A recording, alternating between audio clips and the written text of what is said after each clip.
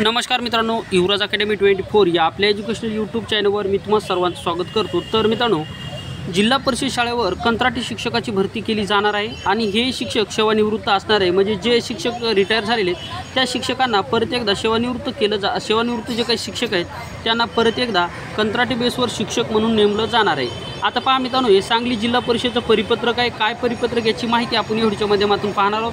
तसंच मित्रांनो, थर्ड टेटवर याचा काय परिणाम होणार हे सुद्धा आपण या ठिकाणी पाहणार आहोत। मित्रांनो, तुम्ही थर्ड टेट परीक्षा दिली असेल आणि शिक्षकाची भरती किती जागा येणार हे जर तुम्हाला माहीत करून घ्यायचं असेल तर व्हिडिओ शेवटपर्यंत 100% पहा। तर पहा मित्रांनो, या ठिकाणी तुम्ही पाहू शकता,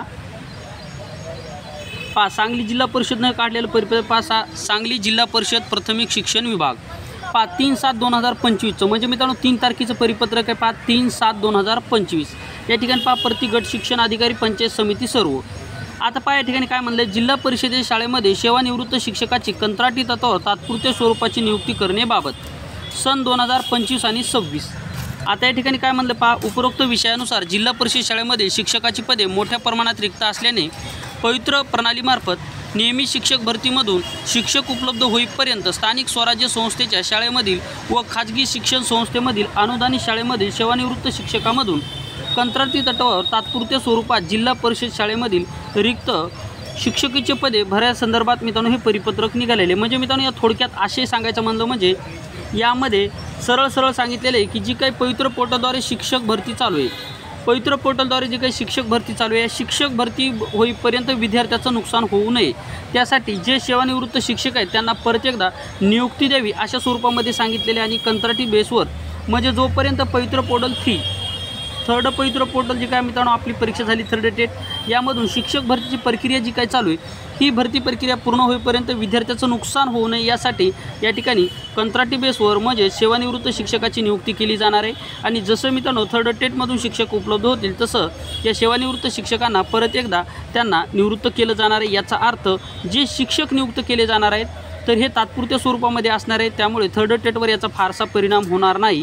परंतु सगळ्यात महत्त्वाची गोष्ट म्हणजे जर गव्हर्नमेंटला शिक्षक उपलब्ध जर होत असतील तर थर्ड शिक्षक जे काही थर्ड टेट आहे यासाठी थोडासा विलंबसुद्धा लागू शकतो किंवा गव्हर्नमेंट ही भरती प्रक्रिया पुढेसुद्धा घेऊन जाऊ शकतं, कारण की त्यांना अवेलेबल शिक्षक आहे। त्यामुळे ह्या गोष्टी होऊ शकतात, थोडंफार मित्रांनो लांबू शकतं। त्यामुळे याचा परिणाम मात्र शिक्षक भरतीवर थेट नाही परंतु अप्रत्यक्षरित्या 100%च होणार आहे। कारण की जर शिक्षकांना आता परीक्षा झाली सर्व झाली मग हे कंत्राटी शिक्षक भरण्याची आवश्यकता नव्हती, हीच भरती प्रक्रिया तुम्ही तातडीने पूर्ववत करा। आणि सगळ्यात महत्त्वाची गोष्ट म्हणजे आता परीक्षा होऊन 1 महिना उलटून गेला, त्यामुळे लवकरात लवकर रिझल्ट लावा। रिझल्ट लावल्याच्या नंतर लवकरात लवकर मेरिट लावा, म्हणजे लवकरात लवकर तुम्हाला नवनियुक्त म्हणजे शिक्षक तुम्हाला या ठिकाणी मिळतील। त्यामुळे कंत्राटी शिक्षक भरण्याची आवश्यकता इथं माझ्या तरी मते लागत नाही। परंतु आता गव्हर्नमेंटने या ठिकाणी हे परिपत्रक काढलेलं आहे, म्हणजे जोपर्यंत थर्ड टेटमधून पवित्र पोर्टलद्वारे नवीन शिक्षक नियुक्त होत नाही तोपर्यंत ह्या शिक्षकांना आता कंत्राटी बेसवर घेतलं जाणार आहे। त्यामुळे साहजिक आहे गव्हर्नमेंटला सुद्धा माहिती आहे की ही भरती प्रक्रिया थोडीशी लांबणार असल्याचं या ठिकाणी हे चिन्ह आपल्याला या परिपत्रकामधून दिसत आहे। मित्रांनो, तुम्हाला सुद्धा काय वाटतं कमेंट बॉक्समध्ये नक्की सांगा।